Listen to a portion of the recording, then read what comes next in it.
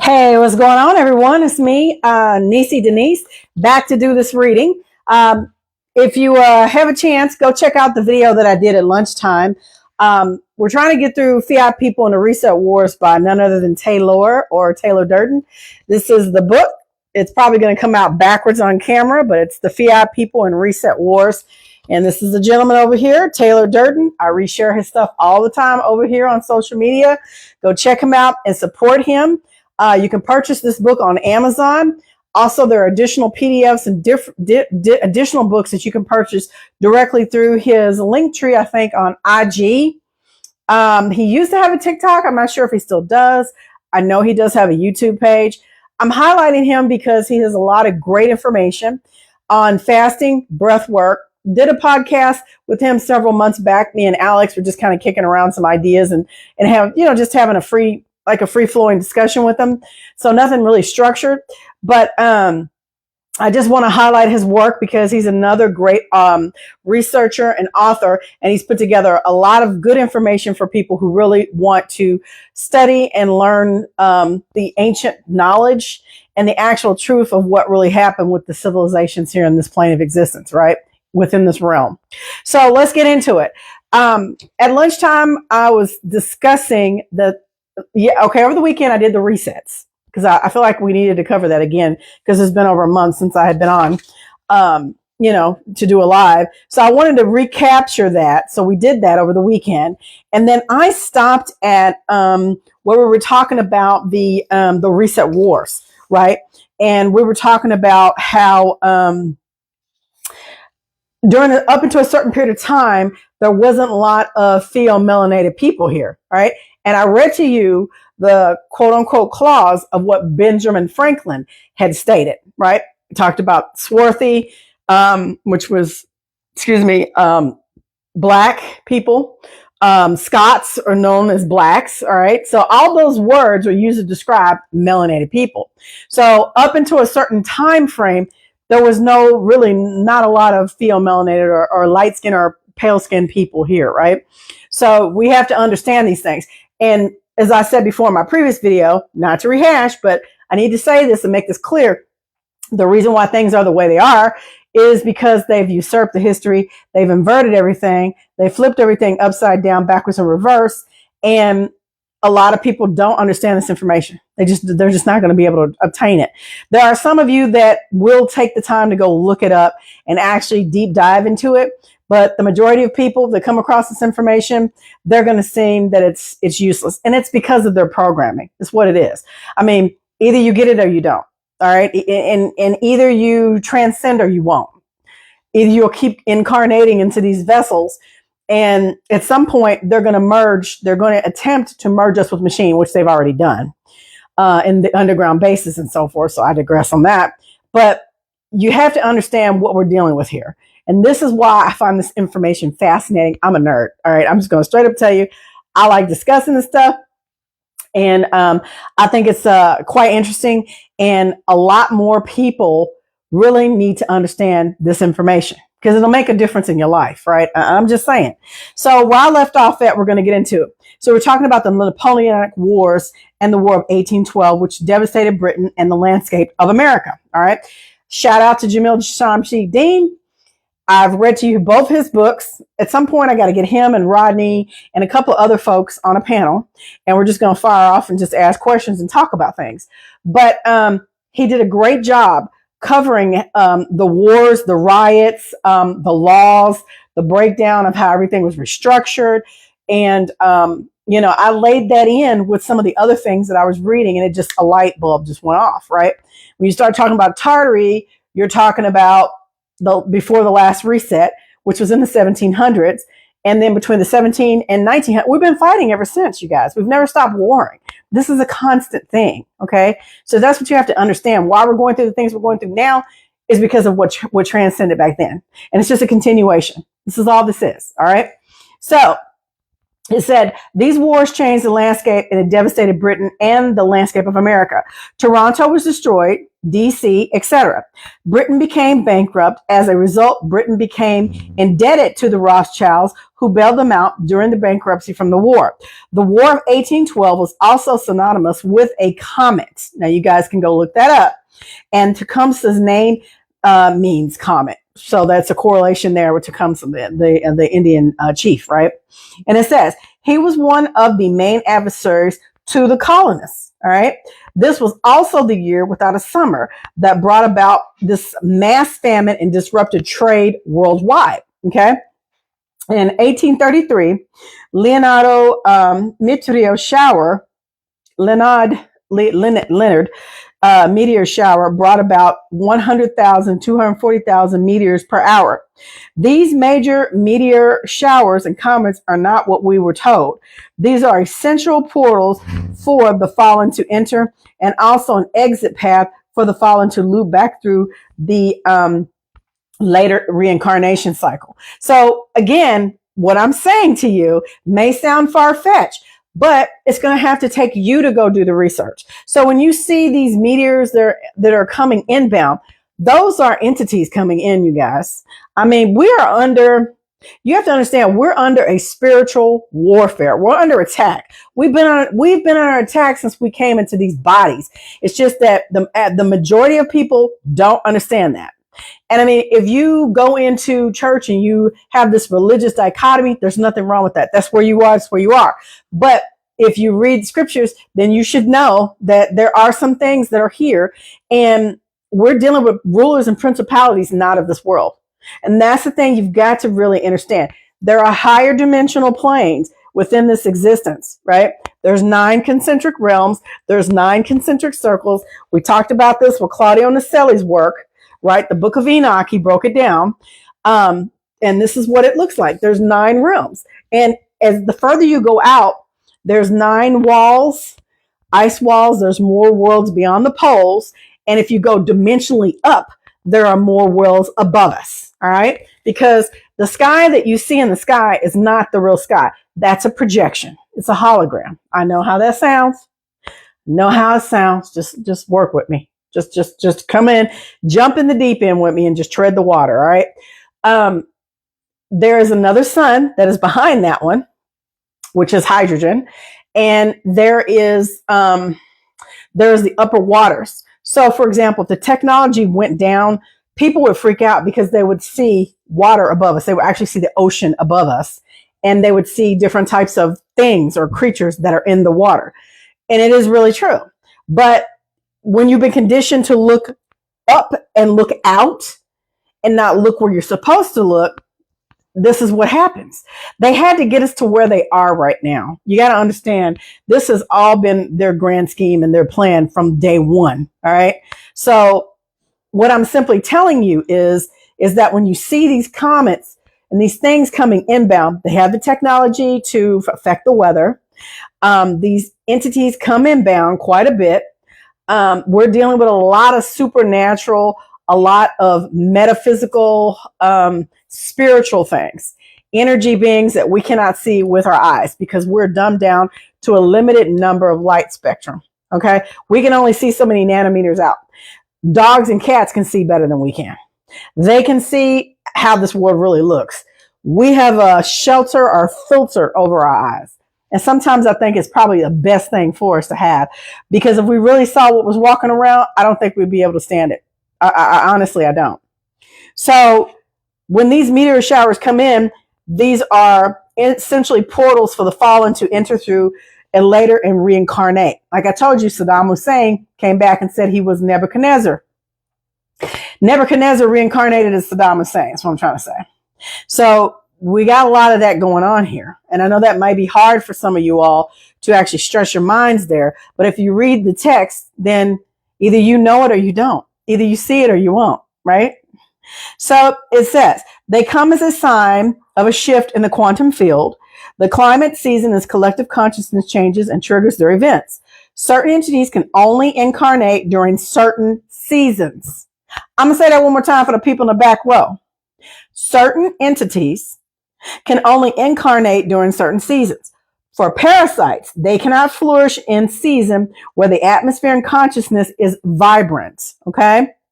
Corrupting the flow of the chi, all right, through the realm extends the reincarnation window for parasites and fallen ones, all right? And this is why they have the chaos and confusion that they do right now, because they're coming inbound. And so you're seeing a lot of things that are not natural. Though we think it's natural, it's not natural, okay? And it says, then the old patents burn up in Washington, D.C., and again in 1877, all right? All the models and the patents were lost, okay? All right, this is a pattern.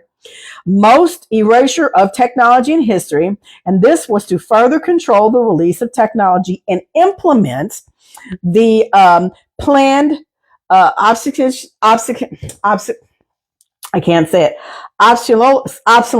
system. They just want to take over and reconstruct everything. Because like I said, the very first ones that came through was Hyperboreans. They were the perfect merge between technology and the organic, right? They were in a higher state. They were more tethered to the creator, right? They were with the creator, right? They incarnated. And then you've got the negative faction that came in, and there's where the war started with the Maldekians, the Lyrians, just different types of beings. Okay. You have to understand that. And so, after those resets came about, the last reset, which was tardy, we almost got back to that point where we were with Hyperborea, but these entities, they wouldn't allow it. And so this is what you got now. We're dealing with the remnants of the fallout of what happened. So when that reset came, they utilized it to take advantage and took everything away. Like I told you in the video over the weekend, in 2012, Kazakhstan was using 0-point energy. They had these cathodes on the top of their buildings, and they didn't have to have the wires strung up in telephone poles everywhere. They had 0-point energy over there. And that's why they were very, they limit the people who can come in and out of that country. And if you have your cell phone, they make sure they follow you. They have a guide with you. There's a lot of restrictions, but I'm telling you that they were the last ones to convert to this grid that we're on now. All right. I know that might be hard for some of you to understand, but you just have to do your research. So when we talk about what was going on then, they used this time and they planned it quite well to start this process of they're doing it now, right? With the collective.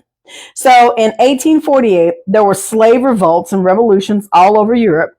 This was part of the shift from the mulatto, the quadroon looking leadership to the pale leadership. All right. There was also mass extermination and slaughtering of natives under Andrew Jackson around this time, which is the Trail of Tears. It's our people, the melanated people here, the American Indians. There were a lot of killing and unaliving then, all right? And as well as decades of the Seminole Wars, followed up by the reset of 1859, the Carrington event, right? You need to go look that up.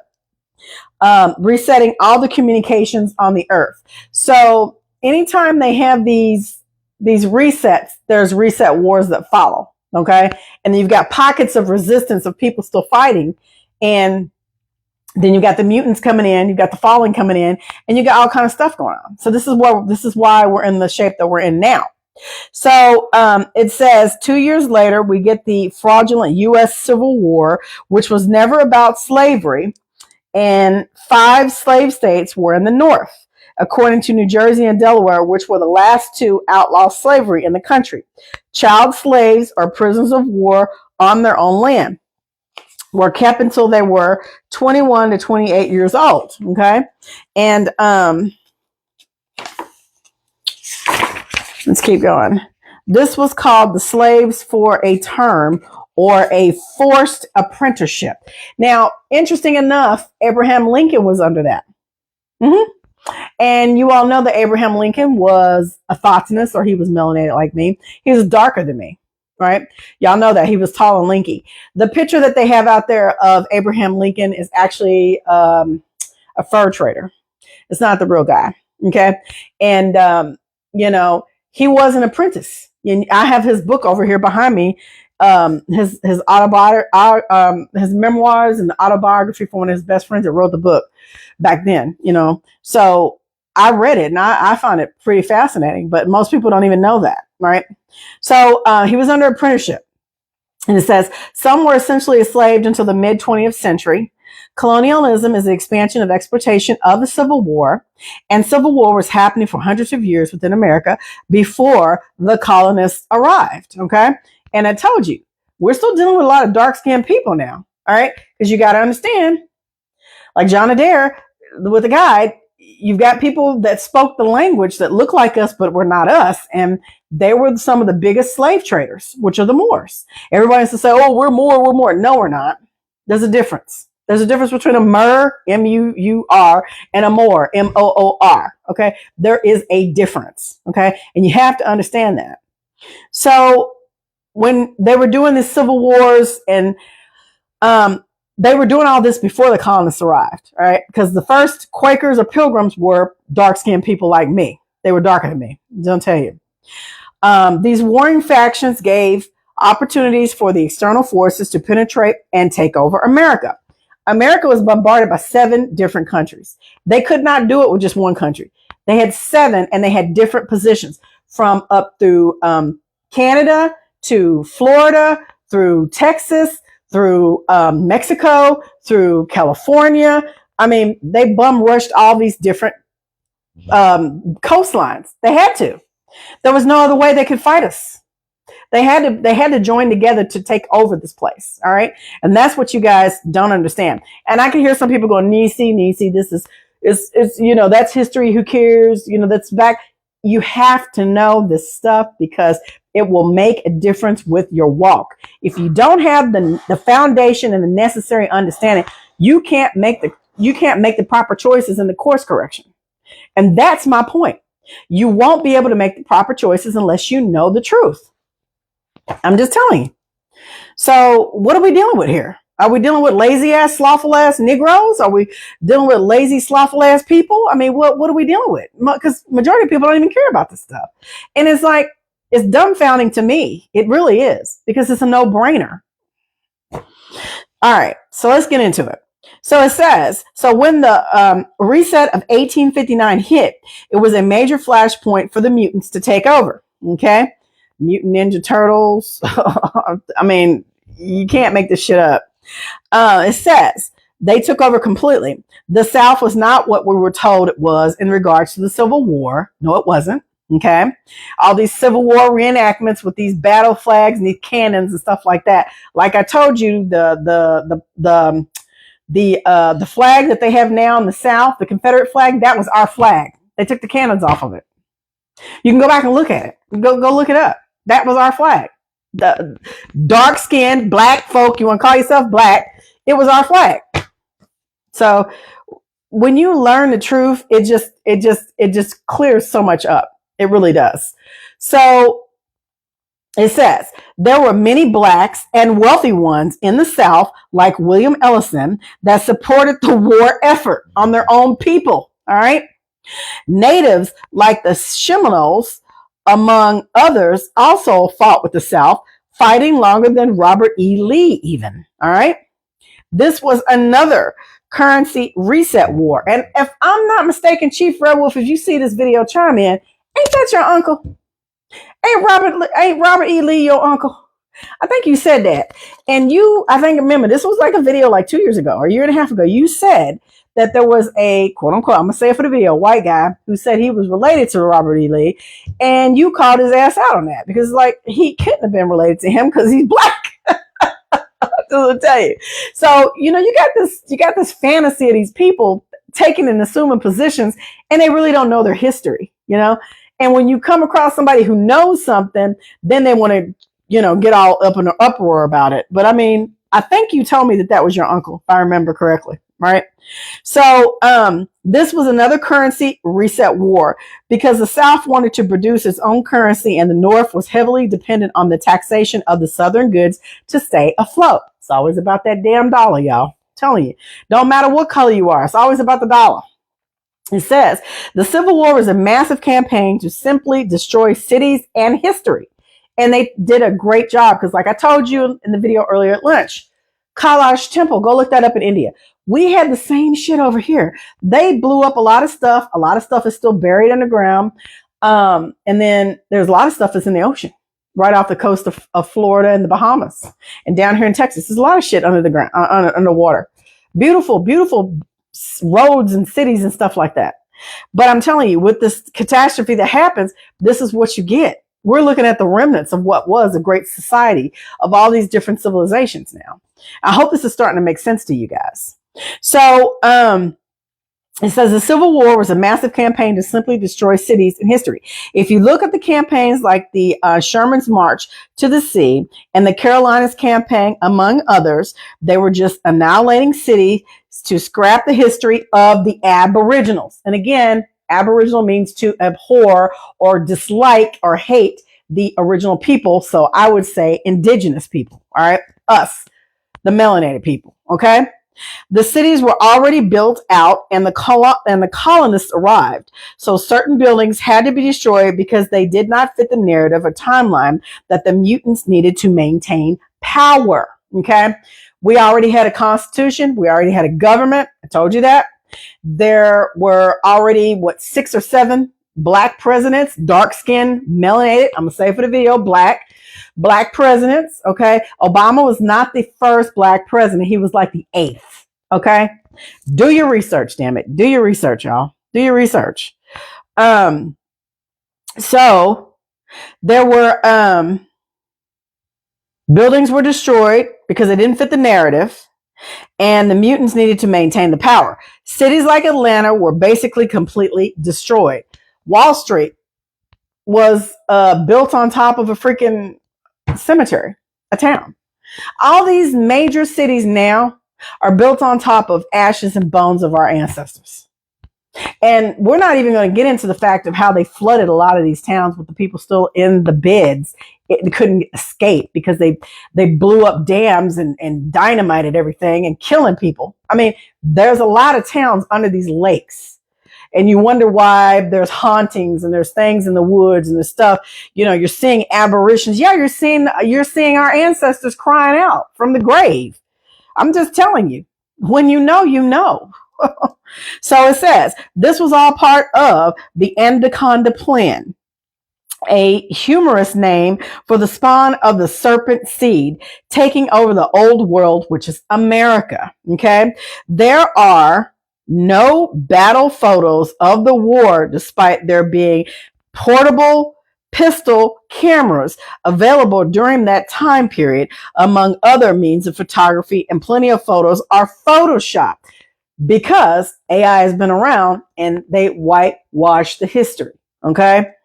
Much of the history in general is photoshopped via layering negatives and etching. The Civil War was also when we first got a military draft, income tax, and flat currency. There was a war draft because much of the population didn't want to fight. So many were imported to fight. That's why they're doing the same thing that they're doing right now. Okay. If you notice, we have a lot of foreigners running around in our soil, a lot of IDF, a lot of people coming in, young military age men that are here and trained up in the US. And it's because a lot of our people don't want to fight. They don't want to go overseas and drop bombs on Iran and Palestine. Who wants to do that shit? That's y'all war.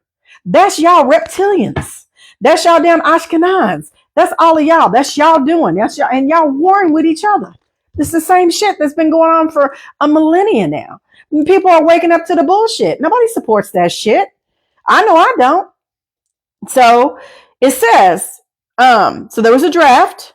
The population didn't want to fight, so many were imported to fight. So now we've got a lot of foreigners that are now in the police departments. There are a lot of foreigners who are in high seats of power in government. A lot of Africans coming here on city councils. And these people think that they can speak up for the original people of the land, which they cannot because they're not the original people of the land. All right. So then it says, so they were imported. So look at how many generals and ranking officers were foreign. It is not incredible to think that many different languages were communicating effectively on the battlefield. It's the same shit, different time. All right.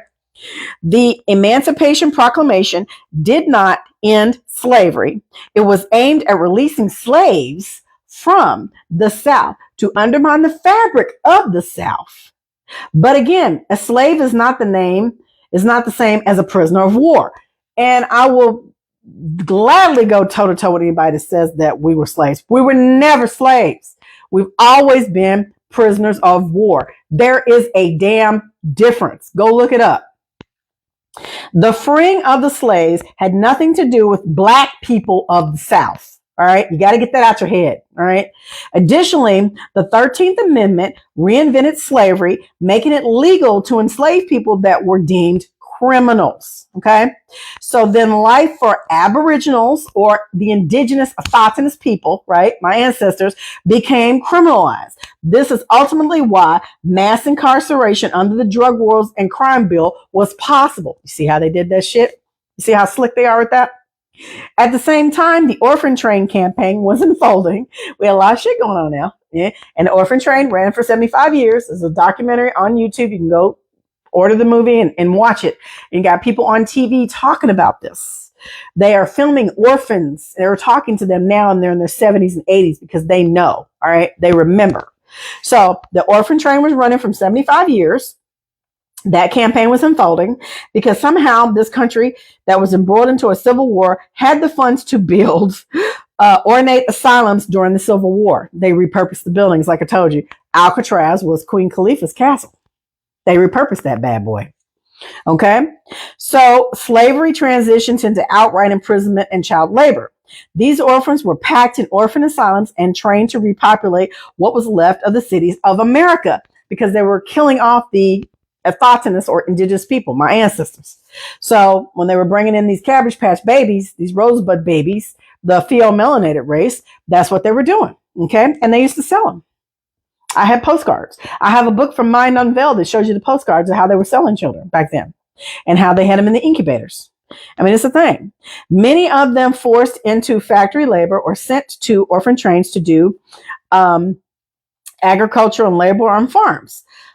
These were the latest generations of drones. Today, the biggest sperm banks and surrogate farms and human eggs are in Ukraine. Okay. President Zelensky with his theatrical ass, I'll just keep it clean. That area of the world is Slav is a Slavic area or slave area. All right. And it was decided to produce bodies for war and hosts for the parasites. Okay. That again, it goes back to the Anunnaki, the custodians, the Nibirians, the Jovians, the Greys, the Edomites, all them motherfuckers are involved in all this shit. So I'm telling you, these Ashkenazis would not be where they are without the help of these non-human biological entities. All right. Just going to say it. So it was no different in the 1860s. These orphans were incubated babies that were generated artificially from the very same chimera or Slavic stock of today. They were injected into the human system as buffers between the shadow rulers, aka the custodians, the Anunnaki, and the aboriginals of the world. Okay? The soldiers that know the truth about the Civil War were thrown into soldier asylums. Okay? Look what they did to your boy. As a what's his name? This is his book right here. Admiral Byrd. They threw his ass in the asylum because he started going on TV and running his mouth. I think you still find some of his interviews on YouTube. They're in black and white, obviously, but you can see him talking about how he saw mammoths and he saw buildings, he saw different things. They shut his ass up. I'm telling you, they shut his ass up. They didn't want this stuff to come out. They had a plan. Like I've read to you with Claudio's work. They have a system in place, man. They got this stuff so sold up, locked down here in the known lands. It ain't even funny no more. This post-settlement plan right here. I talked to y'all about what they did, how they outlined. They have rule books and guidebooks for these families. They have this shit structured. Okay. They have a structure and they have a point to where when it comes back to a system of no return, they'll flip a switch in a minute and reset this mug like they've done the seven other times and 6 other times because we're number 7. All right. You got to understand this. Y'all got to get this. Y'all got to understand that part. So They threw a lot of these people into these asylums. Even Abraham Lincoln's wife was thrown into asylum by her son. They would throw your ass in an asylum if you had period cramps, you was on menopause, if you read too much, if you heard voices, just any shit. I mean, if you were a single mom, they would throw your ass in the asylum and take your child. I'm telling you, they were locking people up.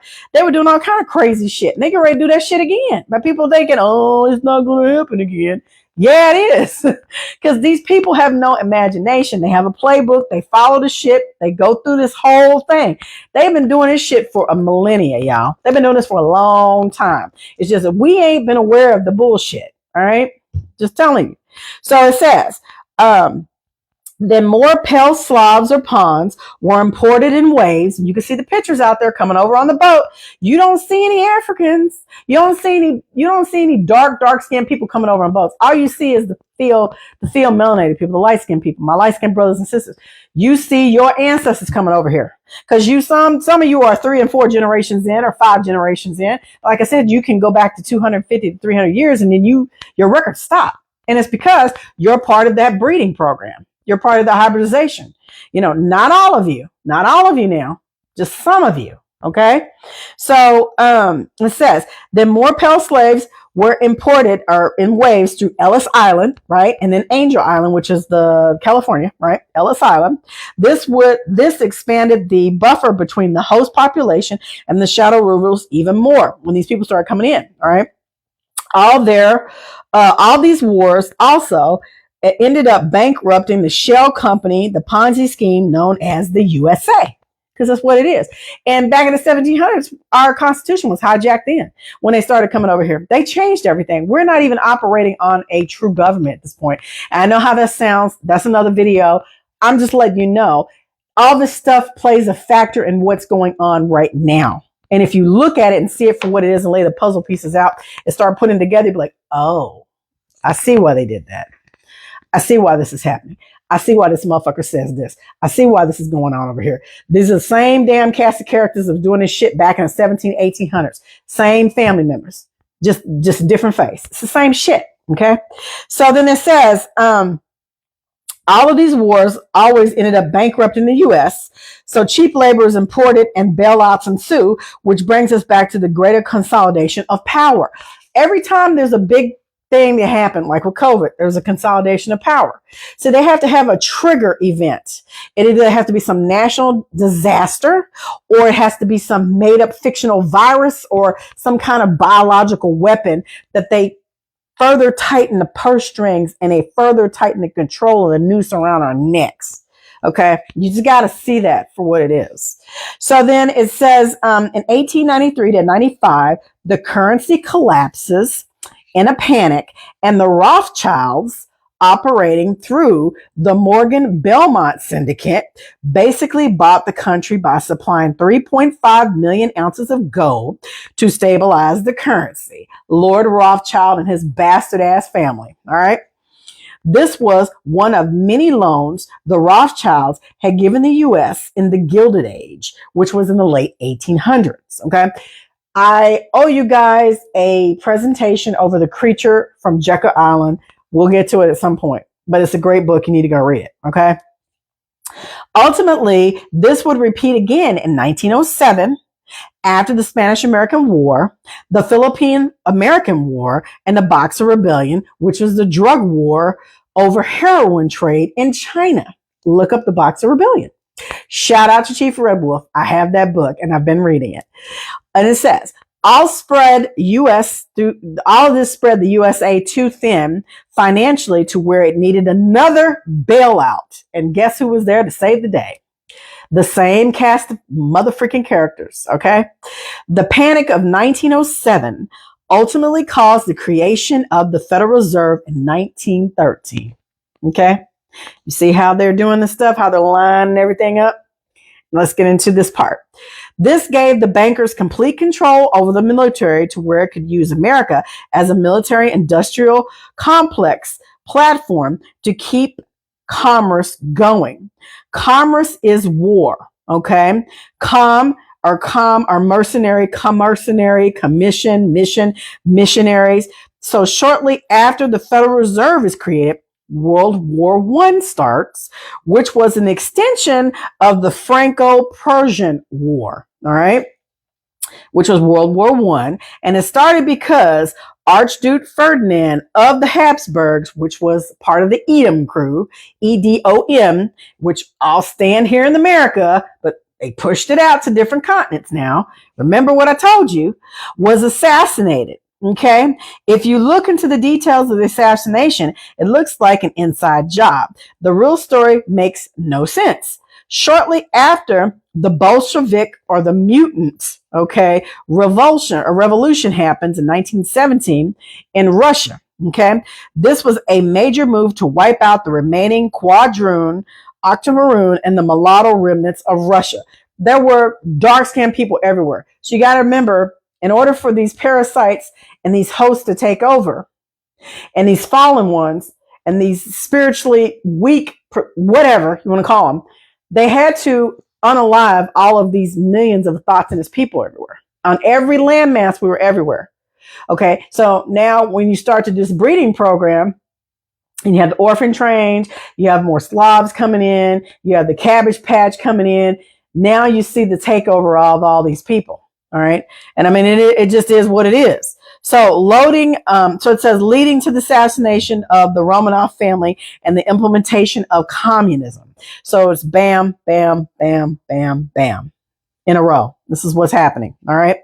Germany forfeits World War I and forfeits the land gained to the Franco-Prussian War back to France, as well as ceding Prussia to the Bolsheviks. This ultimately leads to World War II, because the Austrian leader of Germany wanted to liberate his people in Prussia from the Bolshevik communist terrorism, as well as to liberate Germany from the egregious reparations that were crippling it.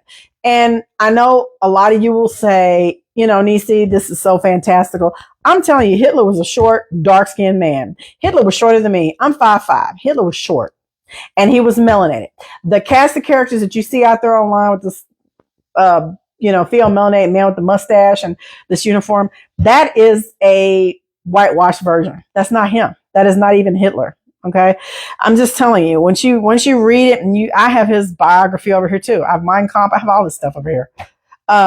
You just got to know that they've changed everything to keep everybody in the states that they're in now. There are a lot of people that are waking up to this bullshit. Okay. You just got to go do your research. But Hitler was a dark-skinned man. All right. So, and he was tired. And then the thing about it was, he is actually, and I don't know if he says it in here, but he's actually he was related to the Rothschilds, because one of them was his father. And he had a hankling. He hated those motherfuckers because he grew up in poverty. Okay. And he had a bone to pick with these fuckers. So there is an inside thing. There's a lot of stuff going on with this, that there's families backbiting each other, but he was a bastard child. Okay. Because his mother worked for the Rothschilds. So that was really his father, and he was pissed off with him. On top of that, he grew up poor. And so they were crippling the country. So it gave him ammunition to do what he did. That's what I'm telling you. Okay. So it says, obviously most of World War II is a lie and was another campaign to destroy the history. Severe ties from the dark origins of Europe and reshape the world. Like I said, the Dark Ages was nothing but black people, dark-skinned people, melanated people. That's why they call it the Dark Ages. Okay. So it says, in reality, it was a worldwide merger. Everything was coming online. These fallen entities, I say extraterritorials, was coming in. You got spiritual warfare, the principalities going on. You got the reptilians. You got all these different species coming in. You got a lot of shit going on, and they organized this shit so well. Look how it's laid out now. Like, you fast forward today, people are just glossy-eyed and they don't know. They really don't even give a shit. They don't understand that what we've gone through as a civilization, as humanity, and as this shit unfolds, it's only going to get worse. And, I'm not speaking it into existence. I know it is, because it's happened before. It's going to happen again, because they keep doing this shit. We're on a time clock. We're on a clock right now. Okay. The countdown has begun. All right. So it says, so they had to do this to reshape the world. In reality, it was a worldwide merger. Operation Paperclip shows that the Germans and the Allies essentially merged at the upper echelons of government. That's what the creation of NASA and Werner von Braun. All the Nazi scientists came here to the U.S. and they set up a branch of the government with these people in it. We took them over. We assumed their positions. Okay. They're working with us. All right. They're working hand in hand. All right. So it says NASA was formed by former World War Germans. Russia was a major ally in World War II, yet they ended up being an adversary in the Cold War, where both sides profited from arms sales and fueling wars throughout the world as they acted like enemies. Okay, because they're all bed buddies. I'm telling you. The director of the Manhattan Project, the atomic bomb program, was General Leslie R. Groves. Nuclear bombs are one of the biggest propaganda campaigns of all time. They're a farce and scarce tactic used to maintain a false sense of control and hostility in the world. Now, I know what Taylor says, but I know that they do have world enders. They do have that type of weapons of mass destruction, because there have been other dome worlds outside of this contained closed system that were blown up. I do know that. All right. So they do have a world ender. All right. So you just got to understand that. Yeah, it's a fear tactic, but they do have weapons or MEs. Okay. They have weapons of mass destruction that are alien antiquitech. That's what I'm trying to say. So this was to maintain the control and hostility of the world. The worst bombing of all time was the firebombing in Tokyo, and it wasn't Hiroshima or Nagasaki, which was also firebombed. Nukes are a way for the public and smaller governments to forfeit control to the paper tiger empire of the world. Japan owns most of the U.S. debt, and it does. So again, World War II was a merger. Nobody really won or lost besides the commoners, and especially the aboriginals, because the wealthy was protected. Okay. And it says, also, the USA had the monopoly on nukes, supposedly, yet let Russia aggressively pursue nuclear weapons for 5 years, all while blocking off Berlin and forcing the airlift. If you're not convinced, look up Galen Windsor and Eric Dubai for more focus on the nukes not existing. Okay. If you consider the fact that the West put the communist Chinese into power in 1949, which caused a genocide of millions of people in Mao's Great Leap Forward plan, you really start to see how this is a controlled demolition.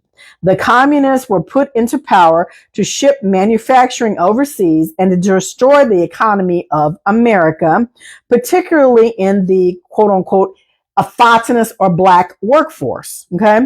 Those jobs that were being filled by Black Americans were shipped overseas and left Black Americans in a state of stagnation and despair because they moved to the cities for work in the Great Migration period after 1910. And this is true. And then you've got a lot of the race wars, the rioting going on.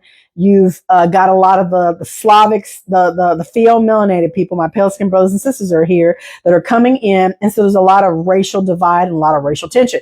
Jamil Shamsi-Dean has wrote 2 books. The second book that he has, I told you not to call my dummy no dummy, lays out all the race wars and the riots here in the U.S. It's like pages and pages, but you can go Google it, look it up with the book and just read it. I'm just telling you, it's unbelievable. But what you have to understand is we got involved, and he didn't cover this in this book, but we got involved with creating the state of Israel. And it was because those bankers went to them and said, hey, if we get U.S. involved, because see, Germany and U.S. were cool. And so we get U.S. involved. The deal is we get them involved to get you this war. Then we want a state with Palestine, because they were going to try to do that shit here. And we were fighting. Our ancestors were fighting. There's no way. So I told you they had 7 countries that bum rushed us. So what happened is they actually got Israel created in the 1940, it was in 1942, 1944, something like that. It was created then. Okay. So that's recent. That's all recent. That will always be Palestine to me. It's not Israel. It isn't real. I'm just telling you, it isn't real. It's not. It's Palestine. You know, I mean, and everybody's got their own opinion. I'm just saying, if you look at the history and you read it and you study it, you'll see it. All right. A lot of people talking about that. A lot of people. So what you have is you have the jobs that are going overseas. So you have the despair, and then you have, the stagnation and the great migration. So they had become dependent on city amenities to survive, but could no longer afford to live there. This created the rampant drug use and drug trade within the black communities of America, and the government were the ones shipping the drugs in. Ricky Ross, he's one of them. I'm just telling you. Mm-hmm. Drugs and arms. That's true. CIA on the soil. They were operating here on American soil. I'm telling you, all these government agencies are involved in all this shit. Now, there are some good people who work in these agencies. I'm not saying that. But when you get to the higher echelons, you got a lot of crooked shit going on. And it's just corrupt. It is all corrupt. It literally is. Like I told you, the Epstein files. Was it Pam Bondi that said this shit? Where she said we can't release them all, or I'm paraphrasing. She said something like, if we released all the files and released all the data, then there would be nobody left in government. She said some shit like that. I remember hearing her say that. It was something. I'm paraphrasing, but I'm like, all of the motherfuckers are corrupt. They're all corrupt. All the politicians are on. There's probably a few that are still okay. There's a few sprinkled in, but when you get into that system of that echelon, you ain't got no choice but to be corrupt, because you do tid pro quo. You scratch my back, I scratch yours. That's how it's been. They're operating on that process and that thought process. That's that reptilian bullshit. It's the draconian reptilian shit. I'm just telling you.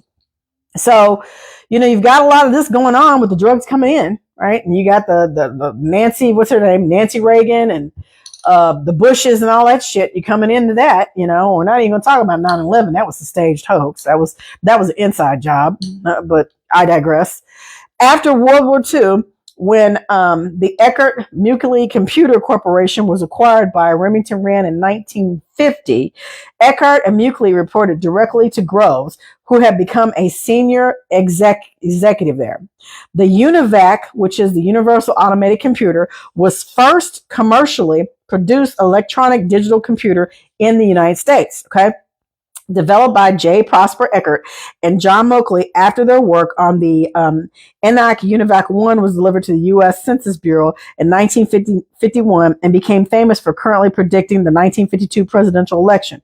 It used magnetic tape for input and output and was designed specifically for business administrative data processing, replacing slower punch card systems. Because UNIVAC was built in a large-scale, high-volume data handling, it quickly became a platform insurance companies, government agencies, and financial institutions that have drawn the regulation to bringing it in, right? And I mean, we had advanced tech, way more than that. But they're bringing this up because they have to lead us up slowly, right? So it says its ability to process actual tables, customer records, and transaction data far faster than mechanical systems made it were the earliest computing backbones for banking and financial operations. They had to set the system up. You see what I'm saying? They had to set it up. Brilliant plan, I tell you. So it says, helping launch the era of the big iron commercial mainframes.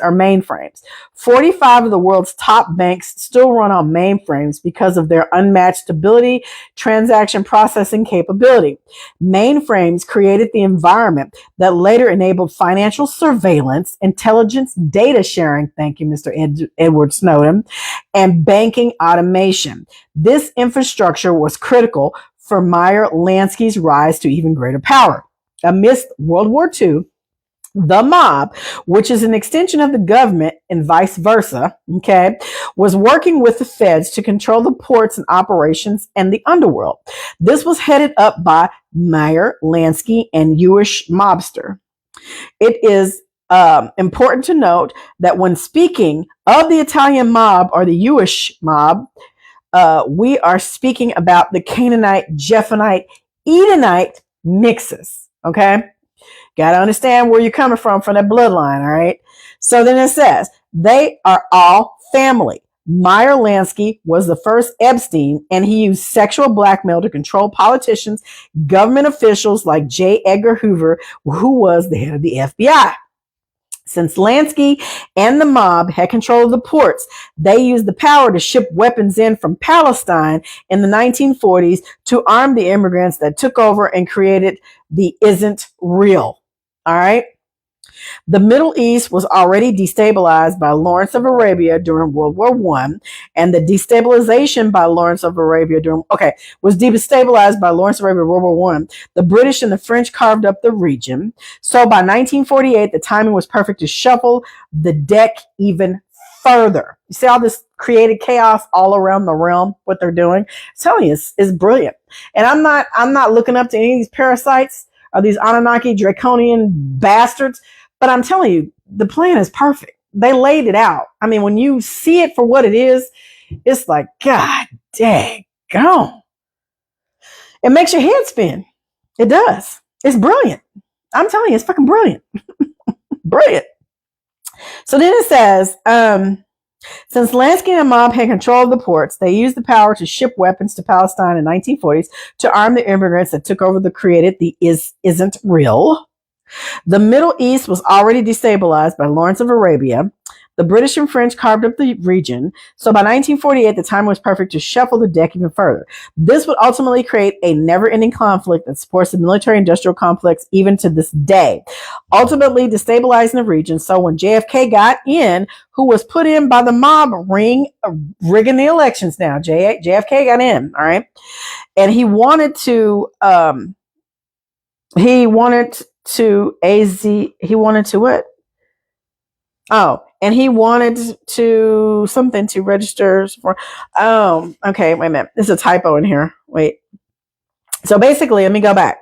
JFK was put in by the mob, which they rigged the elections. And basically the same people who rigged the elections are the AIPAC people today. All right. That's what it's trying to say. And what he wanted to do was register as a foreign agent. And he was going after the mob through his brother RFK. All right. Which at the time was the Attorney General. Right. And it makes sense he was taken out. Many like to link George H.W. Bush, among others, to the assassination since he was in Dallas that morning.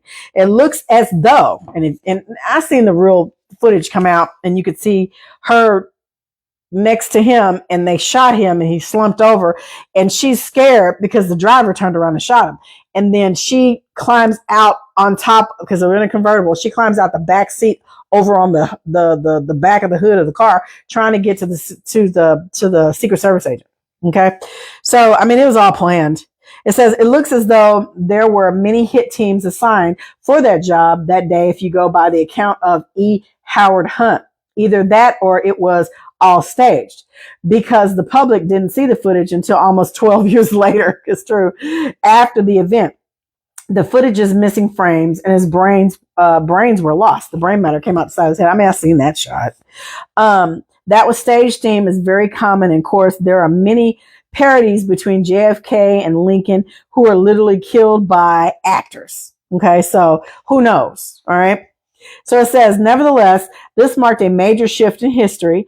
JFK won the Black or Aboriginal or Autochthonous or Indigenous vote by a large margin, and LBJ, known as a racist, got to take over and expand the Vietnam War and the heroin smuggling operation initiated by urban renewal. More destruction of the old world buildings were happening, bombs blowing up, all kind of shit going on, blowing here in the U.S., the racial riots and all this stuff. The world was a chaotic time in the 60s. I'm just telling you, it was just horrible. The federal, so then it says urban renewal, more destruction of the old world buildings, federalized education and healthcare, forced segregation, which ended up being detrimental for the Aboriginal people because they got to knock us down even further, right? Because we're a great civilization and we built all this shit. These people came in and they didn't do nothing. They just assumed the shit. They took over based on their bloodline and these damn reptilians, Anunnaki, bullshit custodians, and they were put in seats of power because of their quote unquote lineage. All right. And you got a lot of drones and a lot of Cabbage Patch falling in line under the direction of these noble families, these black nobility families. All right. That's what you got. So then, Um, so it talks about the Aboriginals, were cut down even more. It was a detriment to us. All the while, the mob expanded massively, especially in Vegas, where Nevada was the only place where casinos were allowed until 1978. Gambling, like alcohol during Prohibition, was made illegal and expanded the margin of the mob. The mob never went away, and Meyer Lansky was never sent to prison. Lansky got access to the UNIVAC systems and had insider information on all the transactions within the Federal Reserve. They still do. That's why these politicians go into office, they come out rich. There's no laws because they write these policies, right? I'm just telling you, it's when you see it for what it is, the corruption, you don't have any hope for the system. The system needs to fall. It needs to fall. It needs to be reset. But this time when it's reset, we need to take over. We need to take back over, like at the grand state of Hyperborea or Tartaria. But we've got so many people that are walking dead. It just, there's no way. I don't see it. It would have to take a large amount of people in the population to do it. And I just don't think we're there. I have hope for the future, but we're going to have to go through some things. And we're not even at the lowest point yet. All right. So what happens then is he's never sent to prison, and he is an insider trading, as the governments they do. All these officials do. So he shows the government is not separate from the organized crime. They're all one. Everything is, they're gangsters, criminals. They're all Ponzi schemers. They are. And they make money and they protect themselves. The super wealthy protect themselves. All right. And it says, fast forward to 1980, the election was just rigged by the CIA with the help of Iran via a hostage situation. George H.W. Bush becomes vice president under Reagan. Reagan is almost killed shortly after taking office. Another fluke. All right. The shooter's family was heavily tied to the Bush family and is a free man today. After this event, Reagan completely takes a backseat and Bush runs the show as the shadow puppet president. Bush was the former head of the CIA. After Reagan retires, Bush becomes president, and essentially Bush has 3 terms as president. And Barbara Bush is actually Aleister Crowley's daughter. Just going to tell you. Mm-hmm. And I would probably even venture to say that wasn't even a woman, it was actually a man. But that's a whole nother video. That's a whole nother video. I'm just gonna tell you. But anyway, so Bush gets 3 terms as president. During these 3 terms, we got a major escalation in the war on drugs, espionage around the world, not to mention Agenda 21. During this time, we got the Iran-Contra scandal, where the U.S. government would sell weapons to Iran through Israel so that Iran could fight a war with Iraq. This is why Bush would later conduct Operation Desert Storm and invade Iraq when he became president. Essentially a continuation of foreign policy.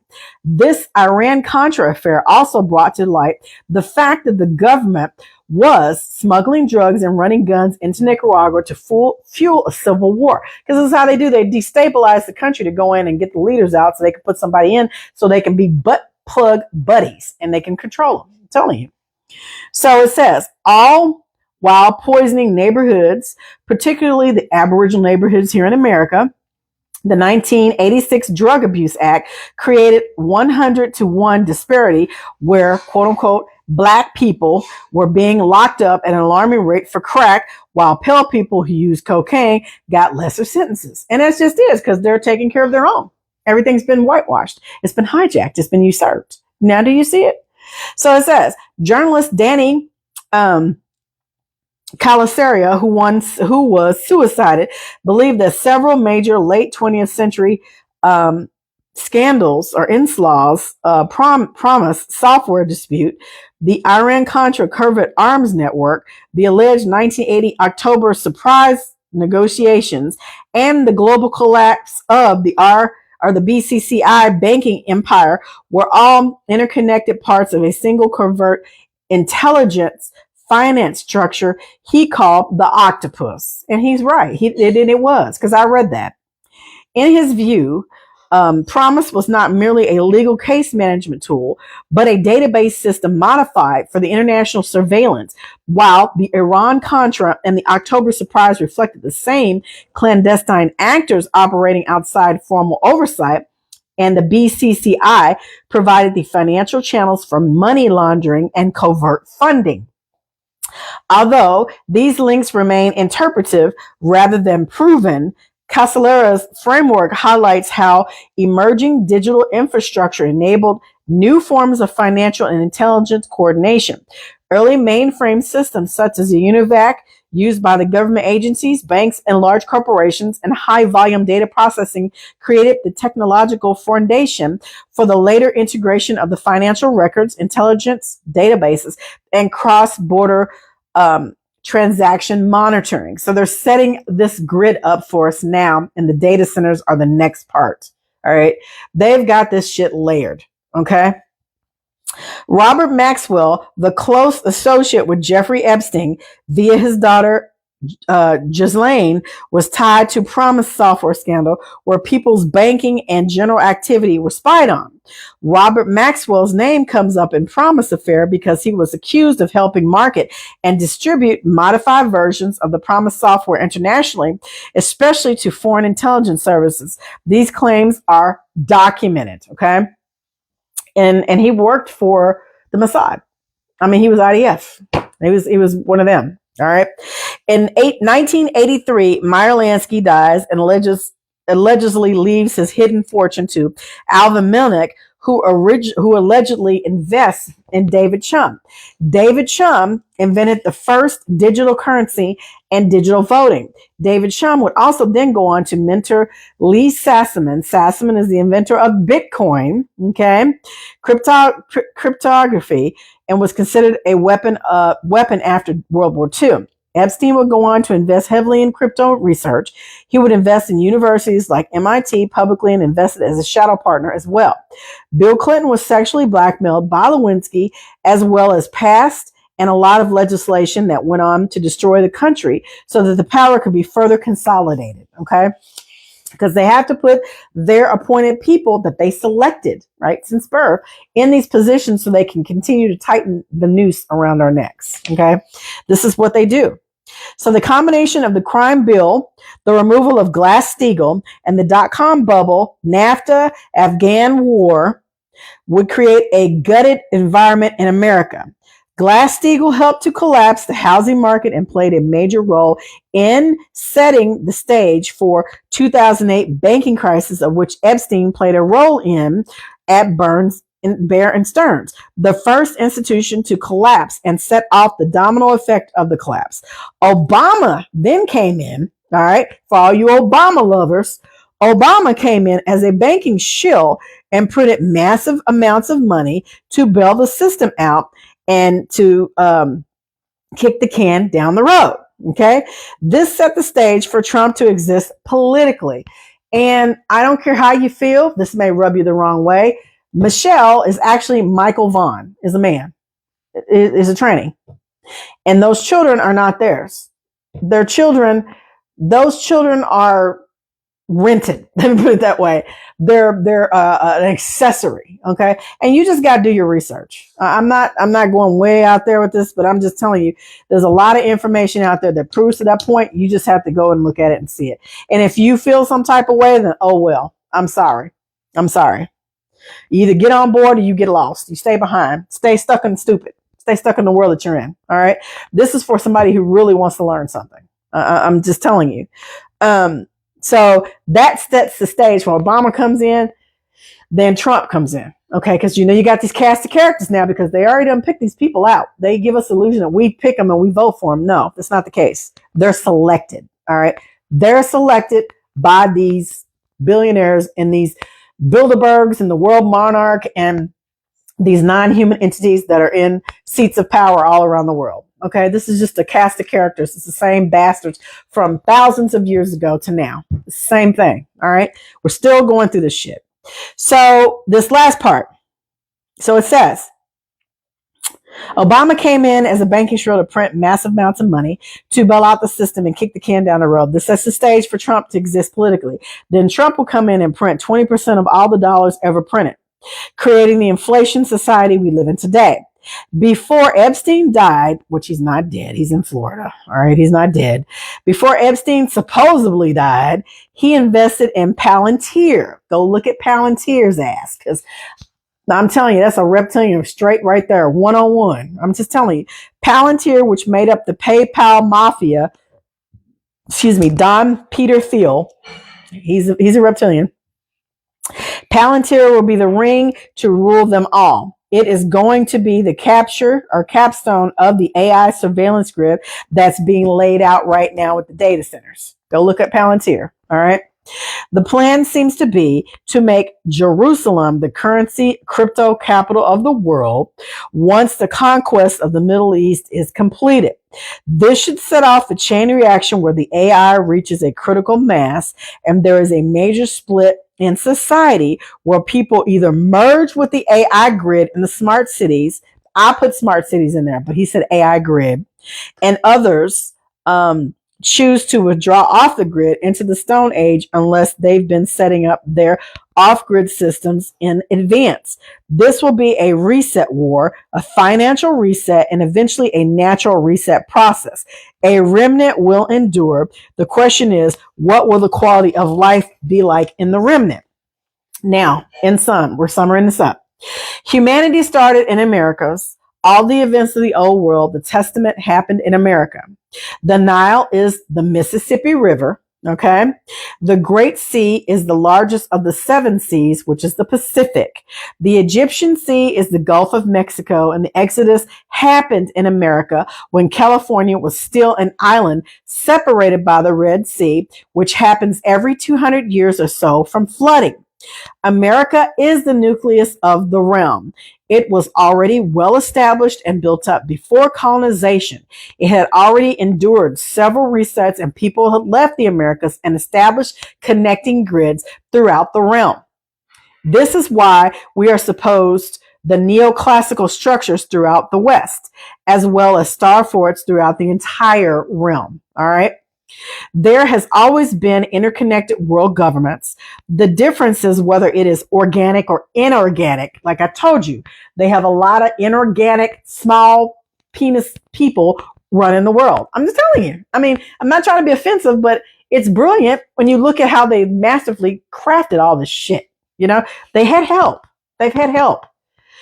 The grid in America was so built up, especially around the Grand Canyon area, that there was a plasma meltdown event, meltology, and that's why the Grand Canyon is restricted.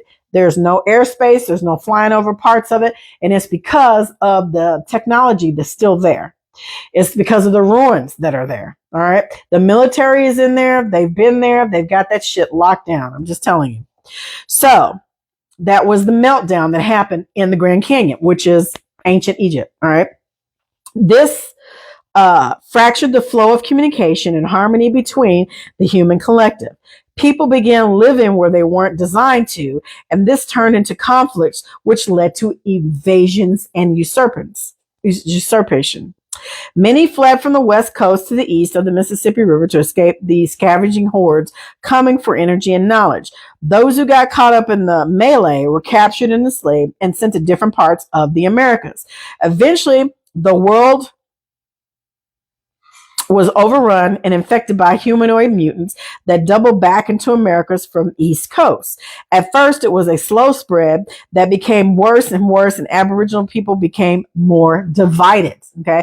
Because a house divided cannot stand. It was a brilliant plan, I'm telling you. They've laid this out perfectly. The invasion from East led to the exacerbation of imprisonment and scrambling throughout the Americas. Fathers were killed, mothers were raped, or they were willingly bred with invaders and colonists for status and comfort. Okay. The children were taken and scattered. They lost their own history, but a parasite cannot kill off or remove all of the host population. That will collapse the process. The parasite needs the host there to survive. They cannot live without the host. And the war on food is necessary to feed the parasite. Okay. You got to have the right processed foods, human meat, and stuff like that to feed these parasites that people were taking in. Like I said, McDonald's serves what, 69 million people a day? They're literally serving you people. I mean, either you know or you don't. I'm just telling you. It's just fascinating when you start to shake your head. You go, what the fuck? I'm in this place and this crazy as hell. I'm just telling you. So this last part, the parasites need parasite fuel. Much of slavery was for sugar cane. Isolated sugars only to feed the parasites. Sugar cane, cocaine, the brain doesn't really see the difference. Okay.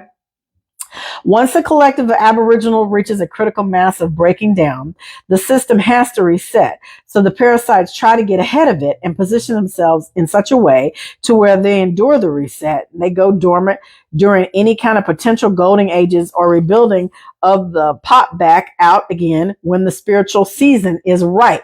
That's why they got a lot of these underground cities, because these people are going underground to get prepared for what's about to happen again. Okay. People incarnate seasonally, and parasites have to follow the ways of incarnation cycles to effect the unfolding timeline. The parasite needs to steal the identities and obfuscate the true identity of everyone on Earth. America needs isn't real in order to keep the Ponzi scheme and shell game going. As soon as people realize the true identities of the realm, which are the true Shemitic people here in the Americas, the ending begins. People are asking the questions now more than ever. Who's who and who is really who they claim to be? You got a lot of usurpers. I've covered this many times. You've got the Native Americans, who are none other than the Canaanites, the Japhites, okay? And then you've got the isn't real people, who are Ashkenazis, who came out of the caves, who are Khazars. You got to remember, all these people were melanated at one time. And I've explained to you, as well as Tyler, me reading it, has explained, Taylor has explained brilliantly how this all laid out and how it was planned. I mean, when you see it for what it is, you can't help but go, God daggone. Yeah. So, as the Aboriginals realize their true identity, the world goes through an upheaval, because the awakening process stems from the personal process of us, the Aboriginals, waking up. So when you're walking around here calling yourself Black African American, you are still under the damn spell. You need to stop. You need to do your genealogy, and you need to wake up to the truth. Okay? We are currently going through an awakening where we have an opportunity to be a part of a quality remnant that will rebuild and stabilize sanity in this realm. But things can also swing the other way, where people ignore the signs of the reset and get caught out of the position and become vulnerable to the coming transitions. Human infrastructure is necessary to create a buffer between the beast grid and our autonomy and sanity. Accepting the breath is paramount. Unblocking the knots in the body that restrict the breath are the key to infrastructure for moving forward through these major transitions. Fasting, detox, herbs, colon cleanses. The body has to be primed to endure. It is a long road ahead. As the internal landscape is cleansed, the external begins to transform. The recessives cannot be the majority in a realm for very long. They have a short season. A spiritual winter is coming for you bastards. All right. This is why the AI, or the autocorrect failsafe, is unfolding. AI is the opposite of IA, or Yah. It manages whatever is forfeited in the realm. The more we rely on it, the more atrophy we experience. The AI uses empty vessels or graphs as means to upload itself into the realm physically. Even if you wipe out all the parasite host bodies, the metaphysical structure of the spirit program known as AI would still exist and remain readily available to possess whomever is ignoring themselves. Once the collective, like, think about when Neo was in Matrix and Agent Smith would be taking over a person's body in the helicopter when he was flying and was trying to get Neo. Remember how the agent would, this AI would just take over and start taking over people's bodies? It's the same preface. It's the same thing. They're putting it right there in the movies for everyone to see, but it's not clicking with people because people think it's a fantasy. But this is actually real.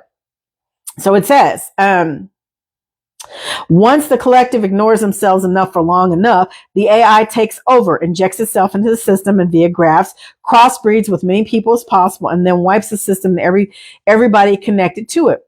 When the system reboots, what is left is the remnant of the natural and the remnant of the AI. Once the AI has access to the human system through hosts, it can infect the dreamscape and insert itself into the collective memory. It would be ideal to realize its place in the recesses and live in life that doesn't feed it anymore. Then it is necessary for us all to realize why we shouldn't feed it in on purpose. Otherwise, we will live a life of amnesia, trauma, euphoria, and repeat. And that's what we're going through right now. This last paragraph. The coalition of forces working against the natural order have a wide range of appearances and origins. Like in Psalms 83:5, they have pale and dark-skinned pawns. It is a constant challenge to accept the breath, maintain the nervous system, and keep from jumping to conclusions. This is a very nuanced conundrum we find ourselves in. Arab comes from the word Arib, which means mix. Arabs today are Malawad's origins of the word mulatto. They're a mixture of originals and mutants. Mecca was Baka, which is synonymous with Esau. His bitter cries Baka from losing his blessings and his mother Rebecca, who helped Jacob steal it.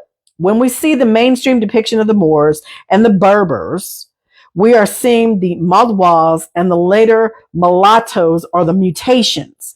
The canal infiltrates and minuses the host or mimics the host. Okay, the cabal infiltrates and mimics the host of the area like cosplay flattery. And this is what we're dealing with. They gain trust and access. It's what they always do. They study, they gain trust, and they access it. And they crossbreed with the host over time and then usurp the host. It's a pattern.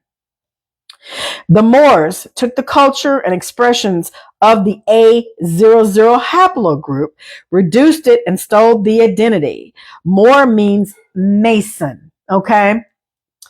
A Freemare or Freemar or translates into free Mason. A free Moor, a Freemer means wall or wall maker. A stone mason or maker, okay? The Maoris of Asia that migrated into Africa, which is Mauritania, and developed the West African faction of the Oyo Empire, part of the coalition now. All right. They took the culture from the A00 haplogroup of America, which is us, and they crossbred with other grafts enslaved populations, which produced the mainstream Moors and the Arabs. Okay. We see today, let's see, they are a buffer between the originals and their rivals. The A00 is the host bloodline of this realm. Okay. It's us. We're the host bloodline of the realm.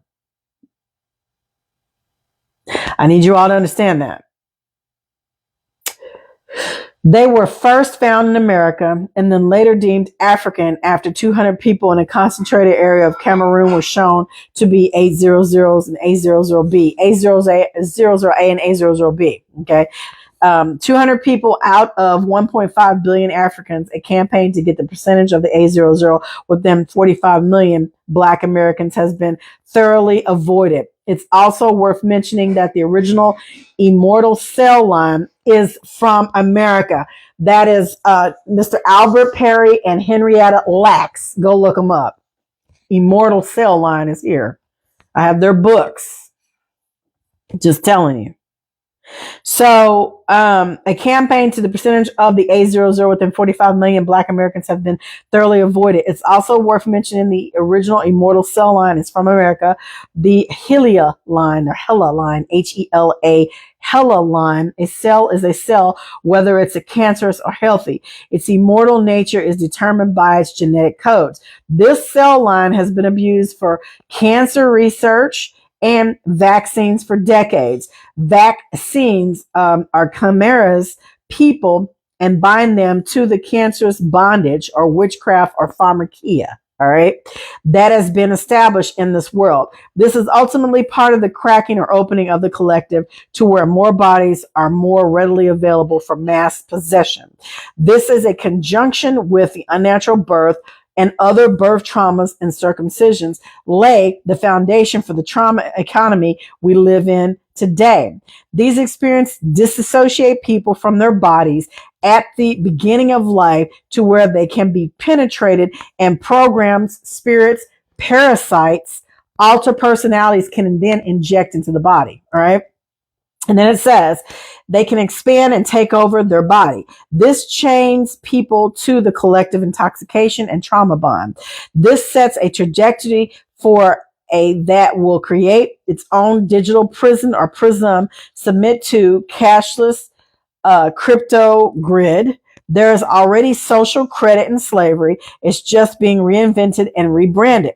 Every breath is being monetized as a collective has gone generations ignoring forfeiting their breath, settling from shallow and unconscious panting and trauma, distraction, shallow the breathing. Shallow breath causes amnesia and lack of dream recall. Everything that is forfeited will be used against us. The breath is the path to the force of breath and the original pattern of creation, back to fully conscious dreaming, which is a total recall of our essence. Heaven is simply reality. Dreams are the reality that create this virtual reality we live in. Realizing the source causes nitropathy, order, proper prioritization, a collective that is aligned with this breath and supporting and expressing the original pattern will make an environment that drives parasites into the furthest recesses of existence. Without full acknowledgement of the breath, there can only be detoxing to retox at best. And that is the end of his book. I hope this has been beneficial to you all. I do not know how long I've been on here. I try to read as fast as possible. And, this is a heck of a book. I'm telling you, you all need to add this to your repertoire of your wheelhouse of knowledge. And then, like I said, hit him up over on YouTube, Instagram. He is also on Facebook. I share his stuff all the time. I did a podcast with him a couple months ago, myself and my son, Alex. When I come back, we're going to get into picking up Book of Enoch. And then once we do the Book of Enoch, we're going to get into Lost Teachings of Atlantis. We're going to read some of the Kabbalion. And we are also going to, we're going to get into the Meta-Netters. That's going to be the last part. The Meta-Netters is going to be like the studying of that. And then we're going to get into some more metaphysical stuff, which we're going to be dealing with Dr. Delbert Blair and Bobby Hemmett. We'll cover some of that material too. But the reason why I'm reading it like this is because I want to give you a good sense of picture of how everything is interconnected. You may not agree with anything that I've read today, and that's fine. But the fact that you take the time to even listen, to even think about it, and then just go do your research. Like, I think this stuff is fascinating. I have always been interested in the extraterritorials since I was a small child. My cousin Ruth Ann, she got me into that when I was 5 and 6 years old. So I've always been on that level to where I knew that we weren't alone. I've always known that. And for me, this has been a challenge. It has been a journey, and I am still on my journey, and you're witnessing that on camera. I'm not perfect, nor do I claim to be. But I think that this information is very important, and I think it needs to be shared. And I think people need to really understand what we're dealing with, because we're dealing with a lot of shit. We're dealing with principalities and rulers that are not of this world, right? So again, I appreciate your time. Thank you so much for joining me. And when I come back, we'll do another video. We're going to get right into the Book of Enoch, pick up where we left off, and then we're going to start doing the Lost Teachings of Atlantis and the Kabbalion. We're going to read over the Emerald Tablets, all right, because the 7 Hermetic Principles. We're going to get into talk about Hermes Trismegistus, Mercury Thoth. He goes by many different names. They're going to say that it's mythology, it's not real, but I'm here to tell you that these beings are real. They still live to this day. They're in different planes of existence, but they still live. And we're just going to deep dive into some of those topics and so we can lay it together. And if you guys are interested in doing a religious comparative study, let me know and we can put something together, because we can take each one of these doctrines and set them side by side and we can read the scriptures. We can compare the scriptures because they're all saying the same thing. They just say it in different ways, right? And like I said, the three Abrahamic religions had to be created by the Vatican in order for them to put the system in place and to validate the timeline and the control mechanisms. Okay. So anyway, I appreciate you guys and I hope you guys have an amazing night. Remember what I always say, you be the change you want to see all around this earth realm, because it's up to you and I to make a positive change. I'll talk to you soon.